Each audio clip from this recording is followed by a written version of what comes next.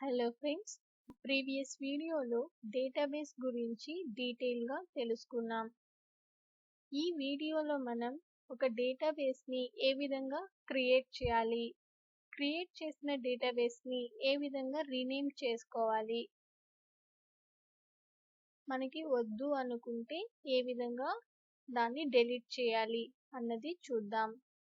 మనం ఒకసారి డేటాబేస్ని క్రియేట్ చేసిన తర్వాత దాని మీద వర్క్ చేయాలంటే ఏ స్టేట్మెంట్ ద్వారా మనం వర్క్ చేయాలి, ఏ కేర్ తీసుకోవాలి అన్నది కూడా తెలుసుకుందాం. ఫస్ట్ స్టెప్, ఏ విధంగా డేటాబేస్ని క్రియేట్ చేయాలి. చాలా సింపుల్గా మనం చూద్దాం.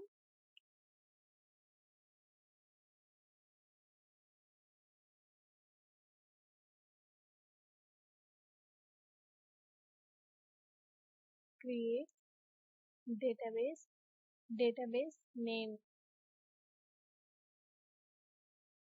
డిబి నేమ్, ఇదండి సింటాక్స్. సో ఇప్పుడు మనం ఈ సింటాక్స్ ప్రకారం ఏ విధంగా క్రియేట్ చేద్దామో చూడండి. Create database name like sample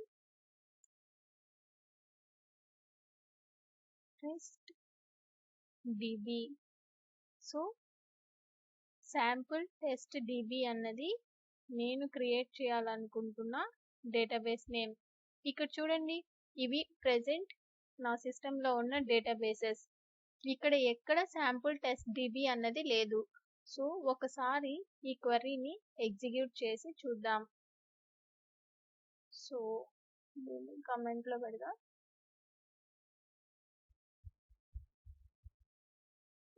ఏ క్వరీని అయితే మీరు ఎగ్జిక్యూట్ చేయాలనుకుంటున్నారో ఆ క్వరీని సెలెక్ట్ చేసుకోండి, ఎగ్జిక్యూట్ క్లిక్ చేయండి లేదా F5 ప్రెస్ చేయండి కీబోర్డ్లో. చూడండి, query executed successfully. So database create అయిపోయింది, బట్ ఇక్కడైతే మనకి కనిపించట్లేదు. సో డేటాబేసెస్ ఫోల్డర్ మీదకి వెళ్ళి క్లిక్ చేసి రైట్ క్లిక్ ఇవ్వండి, ఇక్కడ రీఫ్రెష్ చేయండి. చూసారా, ఇప్పుడు మనకి శాంపుల్ టెస్ట్ డిబి ఏదైతే మనం క్రియేట్ చేసామో ఆ డేటాబేస్ ఇక్కడ అపియర్ అవుతుంది.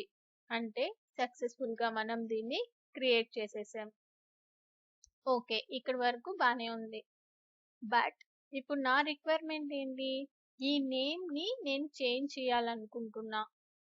సో ఈ నేమ్ ఏదైతే ఉందో దీన్ని ఏ విధంగా మోడిఫై చేయాలో చూద్దాం. Alter database. ఏ డేటాబేస్కి మనం మోడిఫై చేయాలనుకుంటున్నాం? Sample test dB.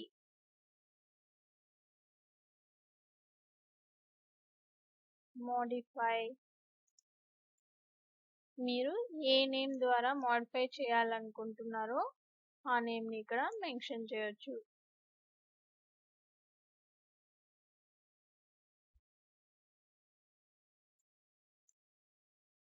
Sample test dB నుంచి శాంపుల్ డిబికి నేను ఈ డేటాబేస్ని రీనేమ్ చేయాలి అనుకుంటున్నాను. చూద్దాం, ప్రస్తుతానికైతే శాంపుల్ టెస్ట్ డిబి అనేది ఉంది. మోడిఫై చేసి చూద్దాం. ఇక్కడ చూడండి, మెసేజ్ ఏమని డిస్ప్లే చేస్తుంది? The database name sample DB has been set. ఇక్కడ క్వరీ ఎగ్జిక్యూటెడ్ సక్సెస్ఫుల్లీ. సో ఈ 2 స్టేట్మెంట్స్ మీద మనం కన్ఫర్మ్ చేసుకున్నది ఏంటి, మనం ప్రాపర్గా ఓల్డ్ డేటాబేస్ నేమ్ని న్యూ డేటాబేస్తో మోడిఫై చేసాము. బట్ ఇక్కడ ఎఫెక్ట్ అవ్వట్లేదు. అది ఎఫెక్ట్ అవ్వాలంటే మళ్ళీ మనం డేటాబేస్ ఫోల్డర్ని ఇంకొకసారి రీఫ్రెష్ అయితే చేద్దాం. చూడండి, ప్రీవియస్ ఏముంది, శాంపుల్ టెస్ట్ డిబి అన్నది ఉన్నింది. బట్ ఇప్పుడు మనం ఏదైతే రీనేమ్ చేసామో శాంపుల్ డిబి అని, ఆ నేమ్ ఇక్కడ ఎక్స్పోజ్ అవుతుంది. సో ఈ విధంగా మనం ఒక డేటాబేస్ నేమ్ని ఆల్రెడీ ఇచ్చిన నేమ్ని మోడిఫై చేసుకోవచ్చు. ఓకే, యూసేజ్ అంతా అయిపోయింది, ఇంకా నేను ఆ పర్టికులర్ డేటాబేస్ మీద వర్క్ చేయాలి అనుకోవట్లేదు. సో ఏ విధంగా మనం డెలీట్ చేస్తాం? సింపుల్ డ్రాప్ స్టేట్మెంట్ యూస్ చేసుకోవచ్చు. డ్రాప్ డేటాబేస్, డేటాబేస్ నేమ్ ఏంటి? Sample dB. సో నేను ఇప్పుడు ఈ డేటాబేస్ నాకు అవసరం లేదు. సో నేను దీన్ని కంప్లీట్గా డ్రాప్ అంటే కంప్లీట్గా డెలీట్ చేసేస్తుంది. సో ఎగ్జిక్యూట్ చేస్తున్నాను.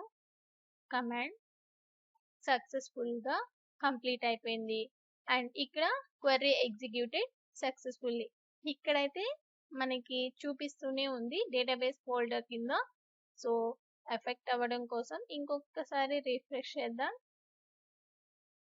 చూసారా, ఇప్పుడు శాంపుల్ డిబి అన్నదే లేదు మనకి. సో ఈ విధంగా మనం ఒక డేటాబేస్ని క్రియేట్ చేయొచ్చు, ఆల్టర్ చేయొచ్చు, డ్రాప్ని యూస్ చేసి డెలీట్ కూడా చేసేయచ్చు. బట్ ఇదంతా మనం ఎక్కడ చేస్తున్నాం? ఈ పర్టికులర్ క్వెరీ ఎడిటర్లో చేస్తున్నాం. ఇక్కడ ఇక్కడ చూసారా, ఇది ఇక్కడ ఏదైతే ఎడిటర్ కనిపిస్తుందో క్వెరీ రాసుకునేదానికి, దాన్ని క్వెరీ ఎడిటర్ అని అంటాము. సో ఇక్కడ ఈ క్వెరీ ఎడిటర్ని యూస్ చేసి ఇలాగా మనం క్వెరీస్ ద్వారా మనం ఈ ఫంక్షనాలిటీని కంప్లీట్ చేసాం. అలా కాకుండా ఇక్కడ మనకి కనిపిస్తున్న GUI ఇలా దీన్ని యూస్ చేసుకొని ఏ విధంగా చేయొచ్చో చూద్దాం. జస్ట్ డేటాబేస్ ఫోల్డర్ మీద క్లిక్ చేసి రైట్ క్లిక్ ఇవ్వండి. రైట్ క్లిక్ ఇచ్చిన తర్వాత ఇక్కడ న్యూ డేటాబేస్ అన్న ఆప్షన్ కనిపిస్తుంది. సో ఈ న్యూ డేటాబేస్కి వెళ్ళి ఇక్కడ డేటాబేస్ నేమ్ అడుగుతుంది.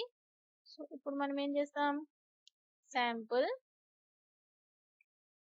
టెస్ట్ డిబి అన్నది ఇస్తున్నాం. సో ఇవేమి మనం మోడిఫై చేయాల్సిన అవసరం లేదు, మన రిక్వైర్మెంట్ అదేం కాదు కాబట్టి డేటాబేస్ నేమ్ ఇచ్చిన తర్వాత ఇక్కడ ఓకే చేయండి. సో ఇక్కడ ఎగ్జిక్యూట్ అవుతుంది. ఆటోమేటిక్గా మనకి డేటాబేసెస్ ఫోల్డర్ రిఫ్రెష్ అయ్యి మనం ఏదైతే కొత్తగా క్రియేట్ చేసామో అది ఇక్కడ డిస్ప్లే అయిపోయింది.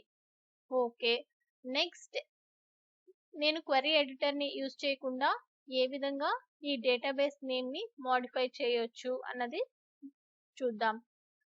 జస్ట్ ఏ డేటాబేస్ని అయితే రీనేమ్ చేయాలనుకుంటున్నారో ఆ డేటాబేస్ నేమ్ మీద క్లిక్ చేయండి. F2 అన్న కీని ప్రెస్ చేయండి.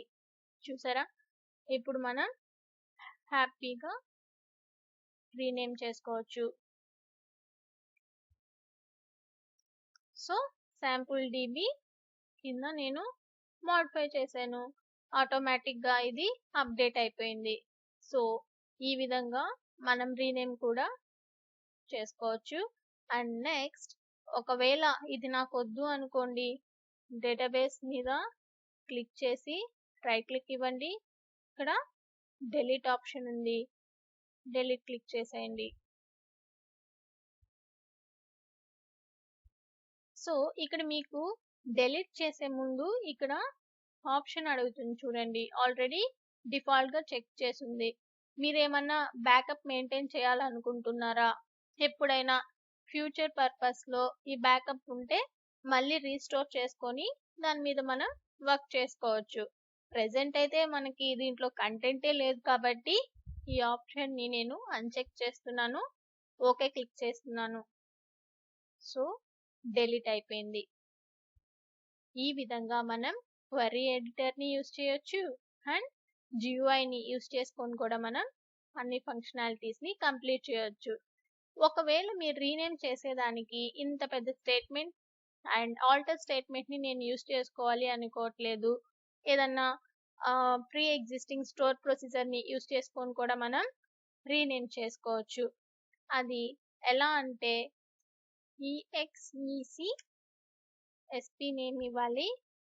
చూడండి, sp అండర్ స్కోర్ అని క్లిక్ చేయంగానే మనకి సిస్టంలో ఆటోమేటిక్గా ఉన్న ప్రీ డిఫైన్డ్ స్టోర్ ప్రొసీజర్స్ అన్ని లిస్ట్ వస్తుంది. దాని నుంచి మనకి ఏది అవసరమో దాన్ని సెలెక్ట్ చేసుకోవాలి. సో మనం రీనేమ్ చేయాలి. సో రీనేమ్ మీద 2 ఎస్పీస్ ఉన్నాయి. సో 2 స్టోర్ ప్రొసీజర్స్ ఉన్నాయి కదా. ఇప్పుడు మనకు కావాల్సింది ఏంటి? Rename DB. So rename DB అన్నదాన్ని నేను సెలెక్ట్ చేసుకుంటున్నాను. ఇలా ఆప్షన్ని సెలెక్ట్ చేసుకునేటప్పుడే ఇక్కడ చూడండి, ఇక్కడ కంప్లీట్ ఇన్ఫర్మేషన్ ఇస్తుంది. సో ఏమిస్తుంది మనకి? 2 పారామీటర్స్ ని పాస్ చేయాలి మనం. డీబీ నేమ్ ఏదైతే మాడిఫై చేయాలనుకుంటున్నామో ఆ డీబీ నేమ్ అండ్ కామా కొత్తగా ఏ నేమ్ అయితే ప్రొవైడ్ చేయాలనుకుంటున్నామో ఆ నేమ్ ని ఇవ్వాలి. సో ఇవన్నీ అవసరం లేదు కాబట్టి నేను కమెంట్ చేస్తున్నా. నెక్స్ట్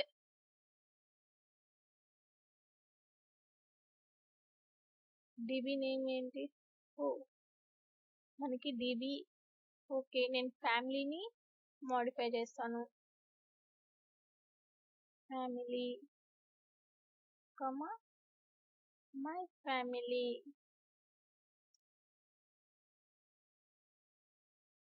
చూసారా, ఈ ప్రొసీజర్ ని నేను యూస్ చేసుకొని కూడా డేటాబేస్ నేమ్ ని చేంజ్ చేసుకోవచ్చు. ఈఎక్సిసి అంటే ఎగ్జిక్యూట్ చేయడానికి ఈ స్టోర్ ప్రొసీజర్ ని. సో ఈ స్టోర్ ప్రొసీజర్ నేమ్, ఈ స్టోర్ ప్రొసీజర్ కి 2 పారామీటర్స్ ని పాస్ చేయాలి. ఒకటి వచ్చి మనం ఏదైతే ఓల్డ్ డేటాబేస్ నేమ్ ఉందో దాని నేమ్ కమా ఏదైతే మనం మోడిఫై చేయాలనుకుంటున్నామో న్యూ డేటాబేస్ నేమ్. సో ఈ 2 పారామీటర్స్ ని ఈ ఎస్పీకి ఇస్తే ఆటోమేటిక్ గా దీన్ని రన్ చేసి చూడండి. ఎగ్జిక్యూట్ చేస్తాం. The database name my family has been set. Previous గా ఫ్యామిలీ ఉంది. సో ఇప్పుడు నేను ఈ ఫ్యామిలీ డేటాబేస్ ని మై ఫ్యామిలీగా రీనేమ్ చేసుకున్నాను. ఇక్కడైతే ఎఫెక్ట్ అవ్వలేదు, మనకి తెలిసిందే. ఎఫెక్ట్ అవ్వాలంటే రిఫ్రెష్ క్లిక్ చేయండి. చూసారా, ఇక్కడ అప్డేట్ అయిపోయింది. సో ఈ విధంగా మనం ఒక డేటాబేస్ ని ఏ విధంగా క్రియేట్ చేయాలి, ఆల్టర్ చేయాలి, డ్రాప్ చేయాలి అండ్ డిఫరెంట్ వేస్ లో ఎలా కంప్లీట్ చేసుకోవాలో తెలుసుకున్నాం. సో నా నెక్స్ట్ వీడియోలో వీటిని డేటాబేస్ ని ఏ విధంగా యూస్ చేసుకోవాలి అండ్ ఇవి ఎక్కడ స్టోర్ అవుతాయి అన్నది కూడా చూద్దాం. So please like, share and subscribe to my channel.